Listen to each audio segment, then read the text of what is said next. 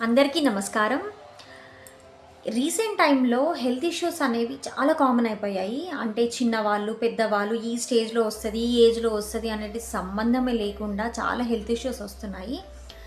దానికి రీజన్స్ చాలా ఉంటాయి.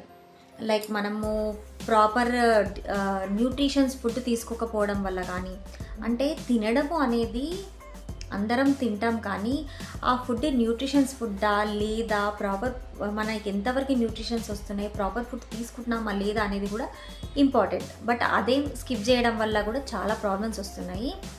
లైక్ నిద్ర లేకపోవడం కానీ లేకపోతే వాటెవర్ ఏదైనా కానీ వస్తున్నాయి. బట్ కొన్ని మనం చేసే మిస్టేక్స్ ఏంటి అంటే చిన్నయి చిన్నదే కదా అని చెప్పేసి దాన్ని నెగ్లెక్ట్ చేస్తాము. చిన్న హాస్పిటల్‌కి వెళ్ళి స్పెషల్లీ మిడిల్ క్లాస్‌లో మనలాంటి వాళ్ళము అయితే స్పెషల్ అదే చేస్తాం. చిన్న హాస్పిటల్‌కి వెళ్తాము. ఆ టైంకి రిలీఫ్ అయిందా లేదా అని ఆలోచిస్తాం కానీ అది పెద్దగా అయితే ఏంటి, వాట్ నెక్స్ట్ అనేది ఆలోచించం. అప్పుడున్న సిట్యుయేషన్ ప్రకారమే ఆలోచిస్తామన్నమాట. సో అట్లా అంటారు కదా, ఏదైనా ఎక్స్‌పీరియన్స్ అవుతేనే తెలుస్తది అనేది అంటారు కదా. సో నాలాగా ఎవరు చేయొద్దు, నాలాంటి మిస్టేక్ ఎవరు చేయొద్దు అనేసి ఈ నేను ఒక విషయం షేర్ చేసుకుందామని చెప్పేసి నేను మీ ముందుకి రావడం జరిగింది. రీసెంట్ టైంలో చాలా వరకు డిస్క్ ప్రాబ్లమ్స్ చాలా వస్తున్నాయి. అదే వెన్నుపూస ఉంటుంది కదా, వెన్నుపూస మధ్యలో డిస్క్ కానీ బల్జ్ కానీ, డిస్క్ మధ్యలో గ్యాప్ రావడం కానీ, సయాటికా నరం ఏదైతే ఉంటుందో ఆ నరము మీదికి ఎక్కడం కానీ, లేకపోతే డిస్క్ కొంచెం కంప్రెస్ అవ్వడము, అది డిస్టర్బ్ అవ్వడం, ఇట్లాంటివి చాలా వస్తున్నాయి. బేసిక్గా మనకి డిస్క్కి సంబంధించినవి కానీ సయాటికా సంబంధించిన ఇష్యూస్ ఎక్కువ దేనివల్ల వస్తుంది అంటే ఐదర్ మనం కింద పడినప్పుడు డిస్టర్బ్ అవ్వడం కానీ, లేదా వంగి పనులు ఎక్కువ చేయడం కానీ, లేదా ఎక్కువ వర్క్ ప్రెషర్ అనేది పెట్టడము, మెంటల్ స్ట్రెస్ కూడా ఒక్కొక్కసారి కారణం అవుతుందంటే మీరు నమ్ముతారా, అది కూడా ఉంటుంది. At the same time proper food, time to time food తీసుకోకపోవడం, మార్నింగ్స్ టిఫిన్ స్కిప్ చేయడం, బక్క కావాలి అనో లేకపోతే ఏదో whatever it may be busy schedule ఉండి ప్రాపర్గా తినకపోవడం వల్లనో ఏదైనా అవనివ్వండి, ఫుడ్ స్కిప్ చేసేసి లేదా టైంకి తినకపోవడం, ఆ తినే ఫుడ్ కూడా ప్రాపర్గా తింటున్నామా లేదా అనేది చూసుకోకపోవడం. సో వీటన్నిటి వల్ల స్పెషల్లీ మేజర్గా అయ్యేవి మాత్రం వీటన్నిటి వల్ల. సో నాకు ఏమైంది అంటే నాకు డిస్క్ ప్రాబ్లమే వచ్చింది. లైక్ స్పైన్ ఉంటుంది కదా, వెన్నుముక దాని డిస్క్ మధ్యలో బల్జ్ ఏదైతే ఉంటుందో అది డ్రై అయిపోయి దాని మీద వాపు వచ్చి సయాటికా అనేసి మనకి నరాలు ఉంటాయి. సయాటికా నరం అంటే ఏంటి అంటే ఒక 10 నరాలు కలిపి ఒక పెద్ద నరం మనకి లోయర్ బ్యాక్ నుంచి మనకి కింది దాకా ఉంటుందన్నమాట, అరికాలు దాకా ఉంటుంది. ఆ నరం ఏదైతే ఉంటుందో ఆ నరం వల్లనే మనకి స్పర్శ అనేది ఉంటుంది అన్నమాట. ఆ నరం అనేది డిస్టర్బ్ అయ్యింది అంటే చుక్కలే ఇంకా. ఎందుకు అంటే ఆ ప్రాబ్లమ్ని స్వయాన నేను ఫేస్ చేశాను కాబట్టి అది ఎంత పెయిన్ ఉంటుంది ఏంటిది అనేది నాకు తెలుసు. సో నాకు చిన్నగా పెయిన్ అప్పుడప్పుడు కాళ్ళు పెయిన్ వస్తుంది. నాకు యాక్చువల్గా స్టోన్స్ వచ్చాయని చెప్పేసి పెయిన్ వస్తుంటే నేను స్టోన్ రిలేటెడ్గా నేను ట్యాబ్లెట్స్ వేసుకున్నాను. బట్ అది కాళ్ళు మెల్లమెల్లగా తిమ్మిరి రావడము, నడుస్తుంటే పెయిన్ రావడము, ఫోల్డ్ చేయడానికి రాకపోవడం, కూర్చోడానికి రాకపోవడం, అవన్నీ అవుతుంటే కూడా నేను ఏమనుకున్నానంటే అరే నాకు స్టోన్ ఇష్యూ ఉంది కదా, సో దానివల్ల ఏమైనా అవుతుంది అనుకున్నాను. కానీ నరంకి సంబంధించి ఇంత ఎఫెక్ట్ అవుతుందని నేను అస్సలు ఎక్స్పెక్ట్ చేయలేదు. నార్మల్ వెళ్ళడం, ట్యాబ్లెట్స్ వాడడం, యూజ్ చేయడం, వేసుకోవడం అంతవరకే. కానీ బట్ ఇంత మేజర్గా అవుతుంది, ఇంత ఎఫెక్ట్ అవుతుందని నేను ఆలోచించలేదు. ఇలా పెయిన్ వస్తూ ఒక డే ఏమైపోయిందంటే అసలు లేవడానికి రాకపోవడం, ఒక మనిషి ఉంటేనే లేవడం, ఒక సపోర్ట్ లేకుండా నడవడమే రాకపోవడం, అసలు నిలబడడానికి కూడా సరిగా ప్రాపర్గా రాకపోవడం, అండ్ కూర్చోడానికి రాకపోవడం చాలా మేజర్ అయిపోయింది. ఇంకా స్కాన్లు, ఎంఆర్ఐలు అన్నీ ఎక్స్రేలు అన్నీ అయిపోయినాయి. అన్నీ తీసిన తర్వాత చెప్పింది ఏంటి అంటే నీ స్పైన్ ఏదైతే డిస్క్ల మధ్యలో బల్జ్ ఉంటుందో ఆ బల్జ్ డ్రై అయిపోయి వాపు వచ్చి దాని మీదకి సయాటికా నరం ఎక్కింది. సో అందుకే నీ కాలు ఫోల్డ్ అవ్వట్లేదు, నీకు ఏమంటారు, నీకు ఆ పెయిన్ కూడా దానివల్లనే అవుతుంది అని చెప్పేసి అన్నారు. ఆ పెయిన్ ఉంటుంది చూడండి, నరకం. అంటారు కదా, పగోనికి కూడా రావద్దు అని చెప్పేసి కొన్నిసార్లు మనం అనుకుంటాం కదా. సో అట్లాంటి నరకం అనమాట. ఆ పెయిన్ భరించే వాళ్ళకి అర్థమవుతుంది అట్లాంటి పెయిన్. సో ఇదంతా బాగానే ఉంది. ఇప్పుడు నేను నార్మల్గా ఉన్నాను, మీ ముందు నార్మల్గా మాట్లాడుతున్నాను, నడుస్తున్నాను, నిలబడుతున్నాను. ఎవ్వరు సపోర్ట్ లేకుండా నేను చిన్న చిన్న వర్క్స్ చేసుకుంటున్నాను. ఇవన్నీ ఎందువల్ల అంటారా, నాకు ఇది ఏదైతే అయ్యిందో దాని తర్వాత హాస్పిటల్స్కి వెళ్తే కంపల్సరీ ఆపరేషన్ అని చెప్పారు. కంపల్సరీ డిస్క్కి ఇది చాలా మేజర్ అయిపోయిందమ్మా, నార్మల్గా ఫిజియోథెరపీ స్టేజ్ వెళ్ళిపోయింది, అన్ని స్టేజెస్ వెళ్ళిపోయినాయి, నీకు ఏం చేసేది లేదు, ఓన్లీ ఆపరేషన్ చేయాలి, లేదు అంటే నువ్వు ప్రాపర్గా నడవలేవు, నీకు ఇంకా ఇష్యూ పెద్దగా అవుతుంది, నువ్వు కూర్చోలేవు, నిలబడలేవు, నీకు ఆపరేషన్ చేస్తేనే అది సెట్ అవుతుంది, రిలాక్స్ అవుతావు, లేకపోతే లేదు. ఒక పెద్ద హాస్పిటల్, నేనైతే నేమ్ మెన్షన్ చేయను, ఆ హాస్పిటల్ వాళ్ళైతే 1 వీక్లో నువ్వు ఆపరేషన్ చేయించుకోకపోతే నీ కాలికి స్పర్శ అనేది కోల్పోతావు.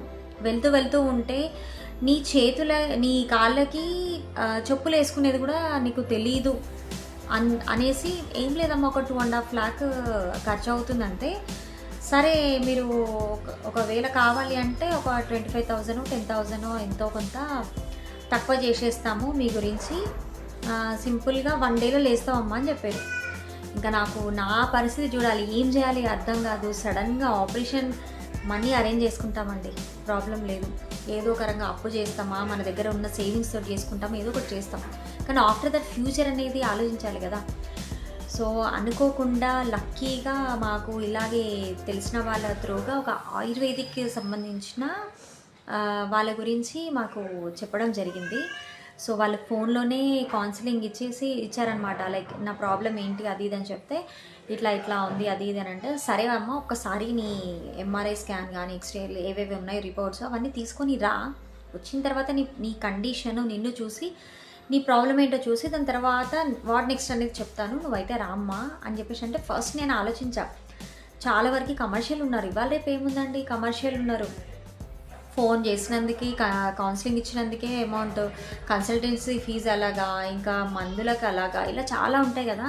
సో వీళ్ళు కమర్షియలా, లేకపోతే ఇవాళ రేపు చాలా వరకు వెయిట్ లాస్ గురించి అని అవన్నీ ఇవన్నీ చెప్తూ ఉంటారు కదా, వాళ్ళ ఏంటో అసలు. సరే ఒకసారి అయితే వెళ్దాం, అన్ని ప్రయత్నాలు చేస్తే బెటర్ కదా అని చెప్పేసి, ఏది లేకపోతే ఇంకా దేవుడే దిక్కు అన్నట్టుగా ఆపరేషన్ చేసుకుందాం ఖచ్చితంగా, ఇంకా అంతకుమించి వేరే ఆప్షన్ లేదు కదా. బట్ ఇక్కడ ఆపరేషన్ లేకుండా ఏమన్నా ఛాన్స్ ఉంటుందేమో అని చెప్పేసి వెళ్ళడం జరిగింది. తీరా అక్కడికి వెళ్ళిన తర్వాత ఆమె చాలా ఎలా చెప్పింది అంటే, అమ్మ నీకు ప్రాబ్లం ఉంది, నువ్వు అలోపతి త్రోగా వెళ్తే ఖచ్చితంగా నీకు ఆపరేషన్ చేయాల్సిందే, కానీ మేము ఆయుర్వేదిక్ త్రోగా చేసేది ఏవైతే ఉంటుందో దానికి ఒక ప్రాపర్ డైట్ ఉంటుంది. సో ఆ డైట్ ఫాలో అవుతూ ప్లస్ నేను ఇచ్చిన కషాయాలు కానీ ట్యాబ్లెట్స్ కానీ ప్రాపర్ టైం టు టైం వేస్తూ కొన్ని ఎక్సర్సైజ్ చెప్తాను అండ్ మసాజ్ థెరపీ చేస్తాను. సో ఇలాంటి చేయడం వల్ల నువ్వు ఈజీగా సెట్ అవ్వగలుగుతావు అనేది చెప్పిందనమాట. ఇదంతా బాగానే ఉంది, ఎట్లా సెట్ అవుతాను అసలు, ఆపరేషన్ కాకుండా మెకానికల్ ఇష్యూ అని చెప్పి ఎట్లా సెట్ అవుతానని ఆలోచించినప్పుడు ఆమె చెప్పిన క్లారిటీ ఏంటంటే, నీకు బల్జ్ ఏదైతే ఉందో ఆ డిస్క్ల మధ్యలో నీకు డ్రై అయిపోయింది, ఆ డ్రై అయ్యడం వల్ల నీకు ఇలా వాపు వచ్చింది, వాపు వచ్చి ఈ నరం అనేది ఇలా మీదకి ఎక్కింది. నీకు ఈ వాపు తక్కువైందనుకో ఈ నరం సెట్ అయిపోతుంది కదా. సో నేను వాపు తక్కువడానికి ఫస్ట్ ఇస్తాను కషాయాలు కానీ ట్యాబ్లెట్స్ కానీ, వాటి వల్ల నువ్వు వాపు తక్కువ అవుతుంది నీకు. ఆ వాపు తక్కువ అవడం వల్ల నీకు ఏమంటారు, ఈ నరం అనేది సెట్ అవుతుంది. సో అప్పుడు ఈజీగా అవుతుంది కదా అని అన్నది. నిజమే కదా, ఒక లాజికల్గా ఆలోచిస్తే ఇది చాలా నిజం. మనకి ప్రాబ్లం ఏంటిది, అది ఎట్లా ఏంటి ఇవంతా చేస్తాం, కానీ అసలు సొల్యూషన్ ఏంటిది అనేది ఆలోచించాం మనం ఎప్పుడు. సో అప్పుడు నాకు ఆమె మీద ట్రస్ట్ ఏర్పడింది అనమాట. సో ఇక్కడికి వెళ్తే నేను సెట్ అవుతాను, ఫస్ట్ మనం ఏదైనా నమ్మాలి, నమ్మితేనే అవుతుంది. సో నేను నమ్మాను, తన మాటల వల్ల తను చెప్పే ఆ పద్ధతి ఏది ఉందో అది నిజమే కదా అని చెప్పేసి నమ్మిన తర్వాత నాకు ఒక ఆయిల్ అండి, ఆయిల్ రుమానిల్ ఆయిల్ అనమాట.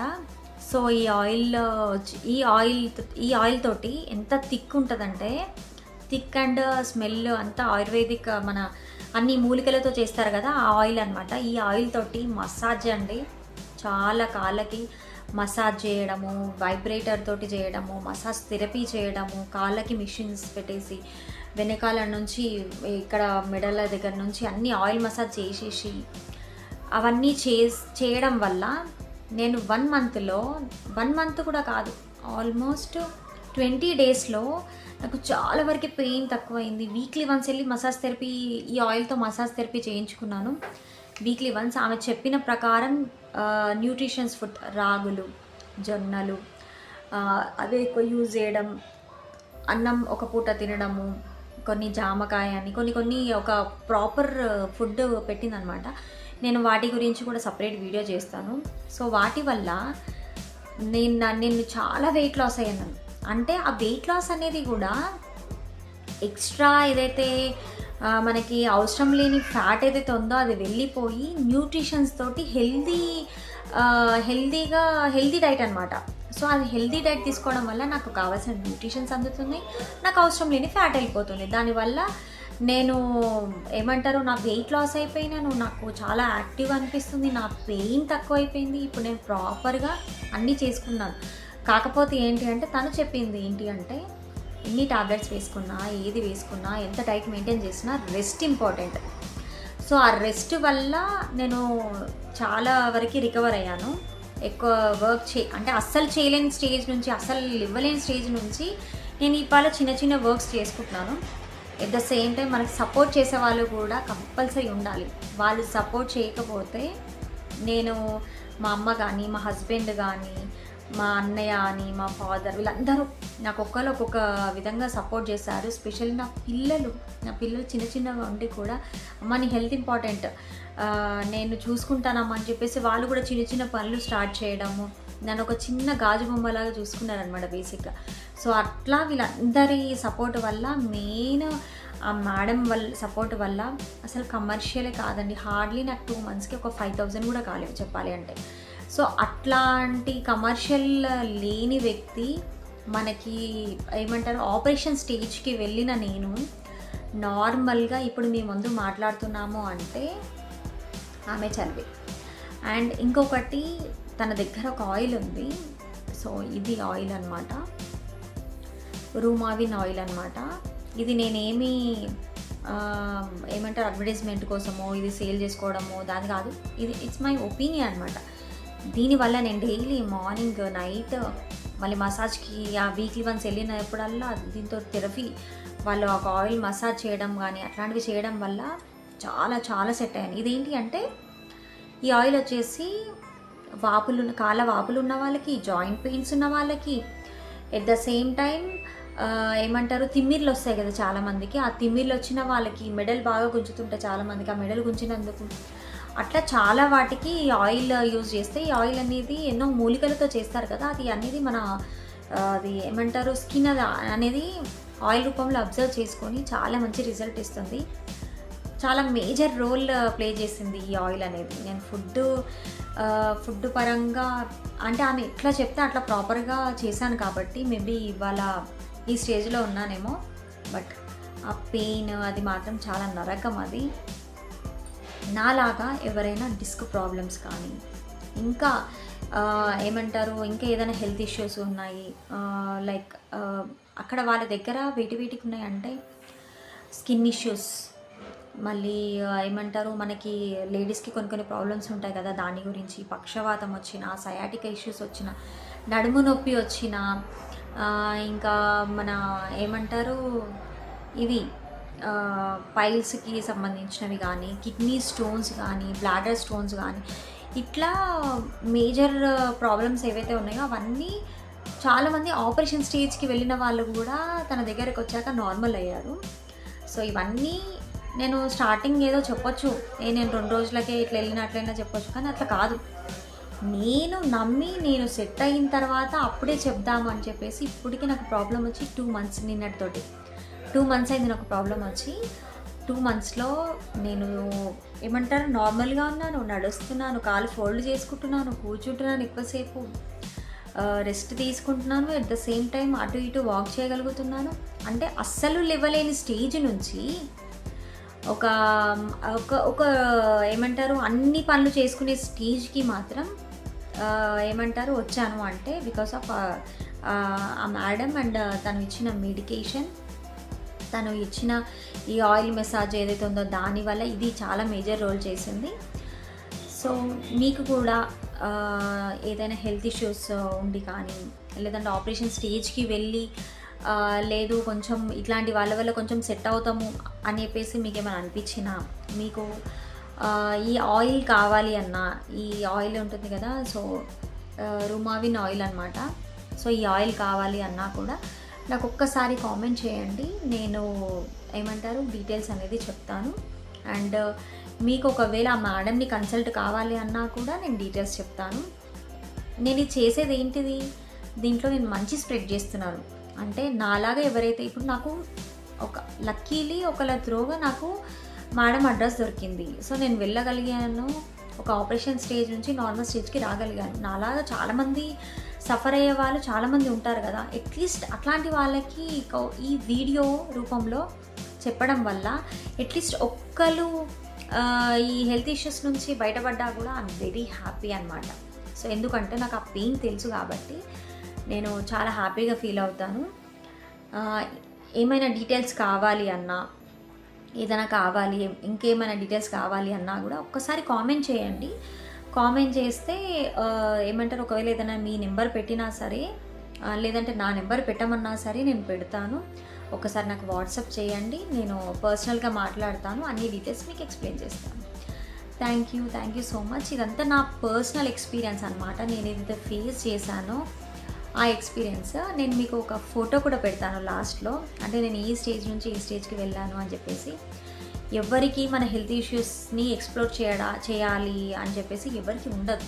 కానీ నేను చెప్పడానికి రీజన్ ఏంటి అంటే, నేను ఏదైతే ఫేస్ చేశానో దాని నుంచి ఎట్లా ఓవర్కమ్ అయ్యాను అనేది తెలిస్తే అట్లీస్ట్ నాలాగా ఎవరైతే సఫర్ అవుతున్నారో అట్లాంటి వాళ్ళు అట్లీస్ట్ బయటపడతారు అనే ఒక మంచి ఉద్దేశంతో నేను ఈ వీడియో తీయడం జరిగింది. అండ్ ఈ ఆయిల్ గురించి స్పెషల్ ఎందుకు చెప్తున్నాను అంటే, ఇది చాలా మేజర్ రోల్ ప్లే చేసింది. సో అందుకని చెప్పేసి ఈ ఆయిల్ గురించి నేను చెప్పడం జరిగింది. మంచిని స్ప్రెడ్ చేయడంలో తప్పు లేదు. Thank you so much.